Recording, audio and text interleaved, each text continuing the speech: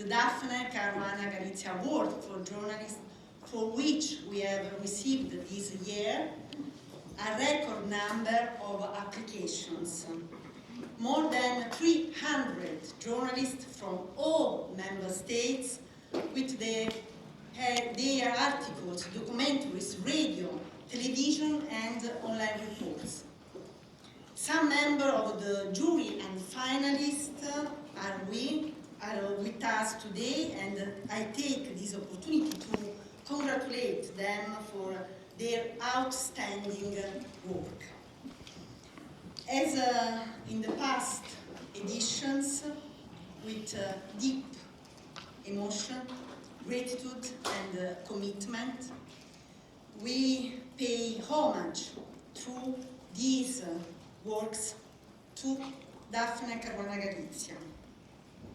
Dafne's voice, her word, her life, that this Parliament has decided to honor with this prize, that we will shortly award, are a constant call to commitment. Dafne fought alone, against corruption and wrongdoing, and the whole of Europe and its institutions must take their responsibility for this. She suffered in life and in death a horrible media pillory and vile insinuations, but this did not stop the impact of her work, of her investigations. Her sacrifice for justice, for truth, represent a heritage for all Europeans, a heritage that is also a warning for a constant fight against mafias and criminal system that unfortunately often merge with political power. Every day in our positions of responsibility, we must be worthy of Dafne's sacrifice. Tell the truth, even if your voice trembles. One of the phrases that perhaps best describes who Dafne was. Having courage despite fear, having strength despite our weaknesses. And this is the strength of a journalist, which basically coincides with the strength of democracies. This is the strength of men and women like you, sitting in this room to be an outpost of freedom, like Stefania Battistini, present here today. This award is also the moment in which the European Parliament proudly reiterates that freedom of the press are a key pillar of our political mandate. And for this, I'll now give the floor to the President, Roberta Metsola, whom I thank for the constant support she has always given to the prize since its creation, and in general for her commitment to defending the European values of democracy and the rule of law. Thanks, Roberta.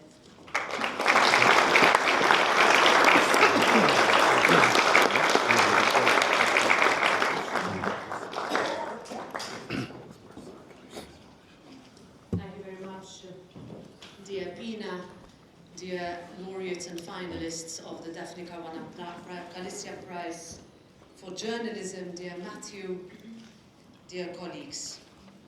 This prize ceremony is a moment in our annual calendar that means a great deal to the European Parliament as an institution and to me personally. I am so proud that we have started and sustained this moment. It matters to this House and to every journalist under threat or under attack in Europe and around the world. I wish that the circumstances were different. We could name this prize something else, and that Dafne Caruana Galizia could be here with us as a finalist in her own right. It has been 7 long years since that fateful day in Malta that changed everything. When we realized that we are facing a threat to all we held dear. A threat that Dafne had warned us about, but that was dismissed too easily. A threat that should have been evident in how she was treated, dehumanized and attacked. How she was scapegoated instead of protected.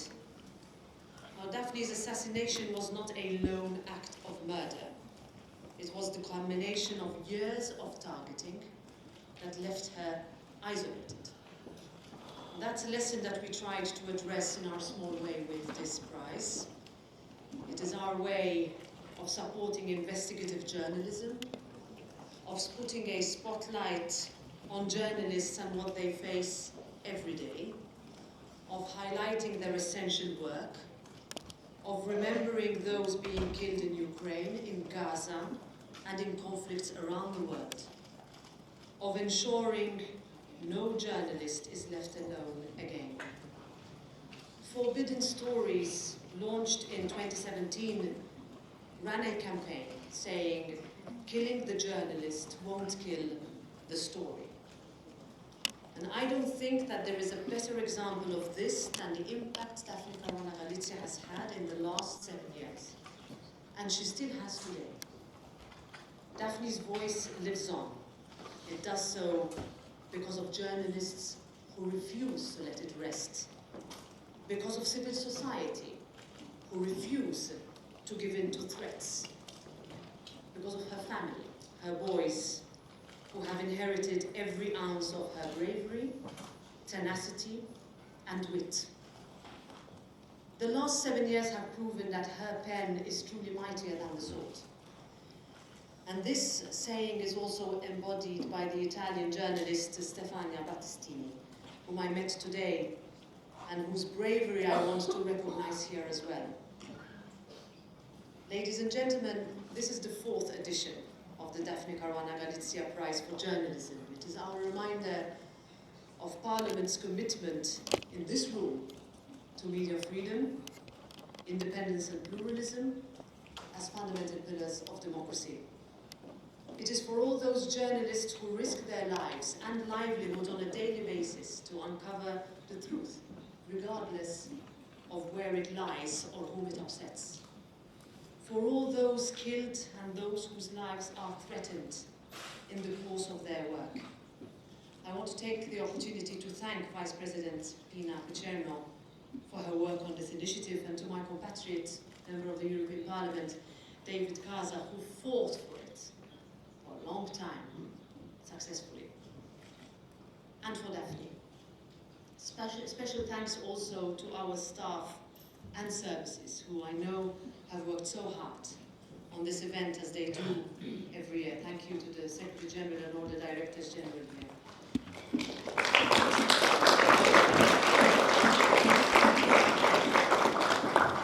I also want to thank and congratulate today's laureates, finalists and jury. Know that this House will continue to stand alongside you in building a Europe where journalists are able to work free from fear, from harassment, from violence, even murder. We see this House's commitment within our legislative work, in the Media Freedom Act, in the Anti-SLAPP Directive, or Daphne's Law as we call it. This legislation was pioneered by this Parliament, and we are now working hard to ensure it is implemented across Europe to bring real and lasting change. But the fight for journalistic freedom does not end with the passing of legislation. It is a constant battle that requires continued efforts from all of us.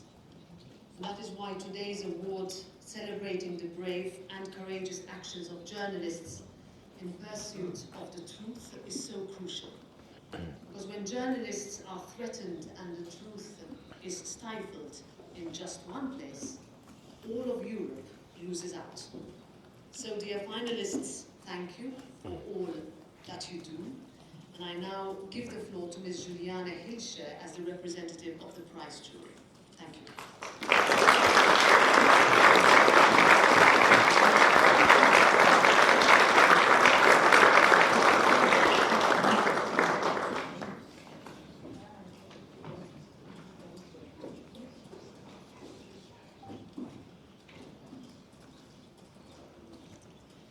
Dear President Metsola, dear Vice President Picciano, dear members of Parliament, dear fellow colleagues, family and friends, good evening to everybody. Many of you will know that Dafne Karuana Galicia's son Paul published a book about his mother last year. And in the very first pages, Paul expresses concern that his mother's work and the brutal injustice that happened to her in 2017 could soon be forgotten. This is a more than understandable concern. But it seems to me that this concern is becoming more and more unfounded with each passing year. A few weeks ago, I visited Malta with an international press group. In Daphne's hometown, there has been a small memorial. The attention of passers-by are limited.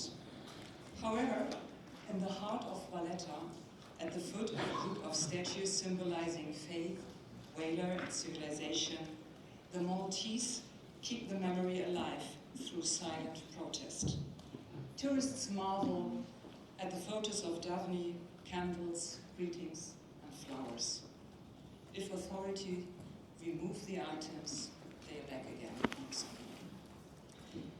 That is the good news one wants to shout to the family. Your mother, your sister, wife is not forgotten in her homeland, and it's not here in the heart of Europe either. The prize named after her is another stand being taken against forgetting. As this year, it will be awarded for the fourth time. It is thus almost impossible to imagine everyday European life without it. And if any future European Parliament should consider abolishing it, it is up to us journalists to scrutinize and question why investigative journalism, which examines European ethics, should suddenly be deemed unimportant. One might say, unfortunately, this form of media work is also necessary in a democratically managed European Union. One might say, fortunately, that nowadays we can report critically in most European countries without fearing for our lives and safety. We already heard freedom and pluralism of the media are enshrined in the EU Charter of Fundamental Rights, and it is up to us to demand and to use these rights with courage, but also with thorough research and with responsibility for the choice of our words. And that is exactly what all colleagues did whose publications were eligible this year. There are 322 submitted reports. Reports on crimes, corruption, illicit influence, and deeply undemocratic decisions. Violence and fraud play a role in almost of the stories, and most of the time it's about power and money. The 29 jury members from all European countries had to evaluate these stories within a short time frame. We've created a short list of 13 works, each of such an exceptional quality that they deserve an award themselves. The rules simply state that we had to choose one, but I would like to mention some reports in very high esteem. The investigation from Estonia, which describes how the Russian power apparatus manipulates the civilian population. The Russian colleagues' work, who's currently publishing from within Latvia, which describes the indoctrination of children who were dragged from Ukraine to Russia during the war, where they are brainwashed by authorities, school, and staff in the homes. Both stories evoke horror and amplify concerns and questions regarding the future relation of the European Union and Russia. The report Desert Dumps, that demonstrates what happens to funds from the European migration management budget in North African countries, where African internal refugees are hunted and then transported into the desert, where they are simply abandoned. And finally, I would like to mention the stories of the series Mare Nostrum, which focuses on the Mediterranean, the great water that connects so many European countries and serves as a lifeline for millions of people in agriculture, fishing, and tourism. And despite all the green deals in the world, it is becoming increasingly warmer and sicker, seemingly not good enough protected by European regulations. These and all other reports on the shortlist are based on deep research, are excellently written or produced, and achieved a remarkable balance between factual information and the portrayal of human stories. On behalf of the jury, I would like to express our full appreciation. The reports were all so good that it really was a challenge to choose only one. Nevertheless, I want to personally thank you for this, as the agony of choice led me to take apart my entire kitchen on voting Sunday and clean all the cabinets and drawers inside out until late evening when I did my decision. And if my jury colleagues also struggled with their decision, now there must be 29 kitchens across Europe that are so spotless that they do justice to the European house. This brings us to the presentation of Dafne Karuana Galizia Prize for 2024. And we are delighted to have last year's winner, Stavros Malichoudis, here today to support us with the ceremony. Welcome.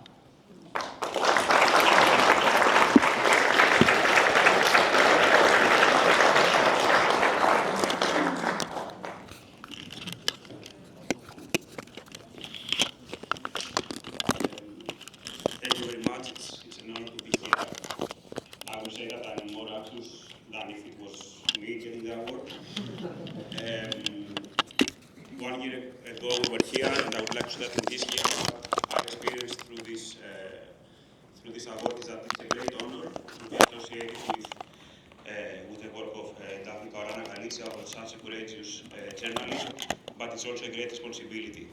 And we realize this more and more. We need to keep reporting for those that don't have a voice. We need to keep raising the issues that some people don't want us to raise. And we need to talk about these things that make us scared talking about them, like me now. Therefore, I would like to say to my colleagues here that I'm very proud of your work. With some of you, I have had the privilege to know you and to have worked with you. I know your commitment to public reporting, to reporting the public interest, and I know that when we leave this room, there will be one winner of this award, but you will continue doing your work and exposing and holding power into account. That said, there is unfortunately only one winner today.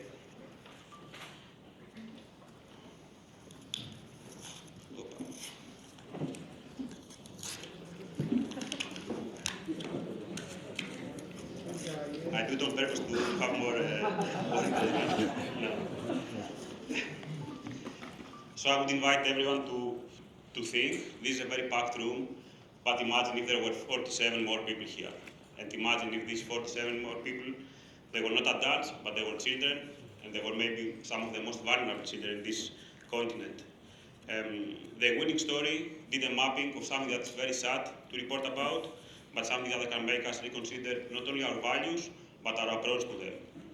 It is the Lost in Europe project, which revealed that 50,000 children had disappeared in our continent, in Europe, in the past years.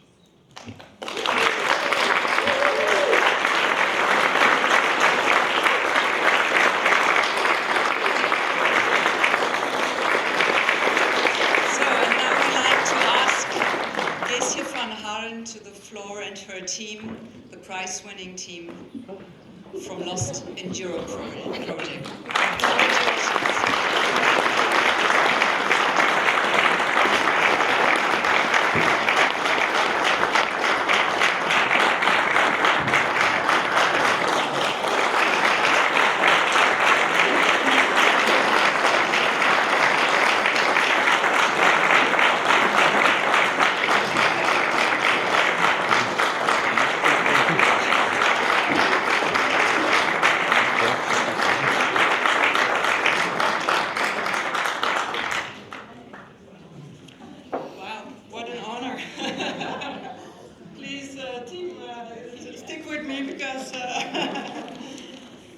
we did this all together.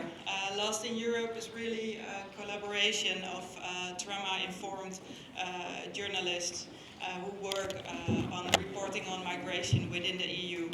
And we are very inspired by the work of Dafne, Karuana, Qalizia, like the first speakers already said.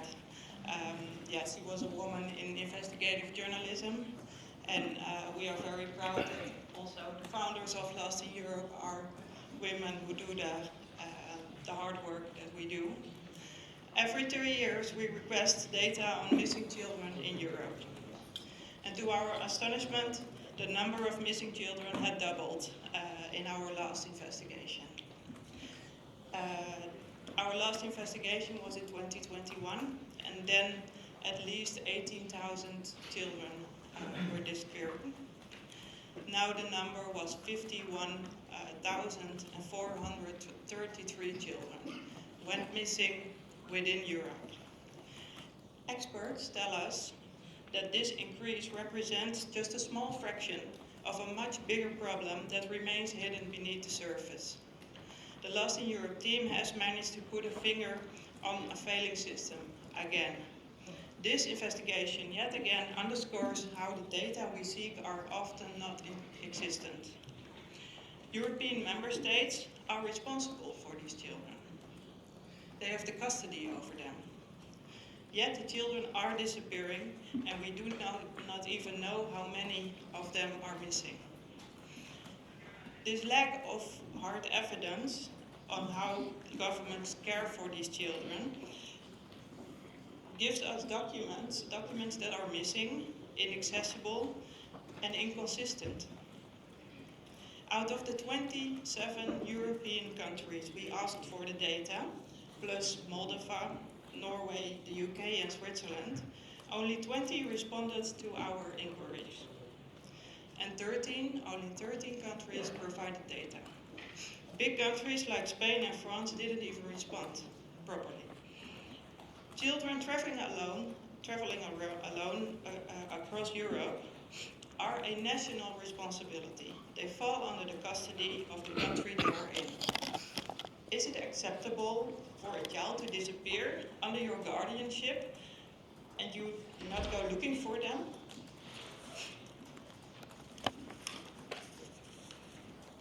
Behind these numbers are vulnerable minors who we interview and who often lack the trust in aid organizations, in the police and in journalists. Behind these numbers are asylum shelter workers who dare to put their jobs on the line to speak to us. Behind these numbers are also criminal networks. They work across the borders, and so do we. Behind these numbers are failing institutions that struggle to keep the most vulnerable in society protected. Most sources we speak with are deeply traumatized, and some children are forced to cope with fatal stress. Tonight, we are grateful to receive this prize because it will allow us to continue shining a light on the injustices within the European immigration system.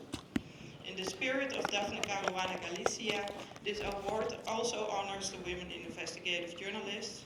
And since 2017, our team with all these people and also a lot of journalists that are still at home. We are now a diverse and interdisciplinary team. We are working inclusive, and investigations like this cost severe time and resources. Therefore, we thank our long-term support from the Fred Foundation and also Adesium. We thank also the media partners that are working with us for their support. With this prize, we feel even more motivated to continue investigating the fate and exploitations of thousands of child migrants who go missing within Europe. Thank you very much.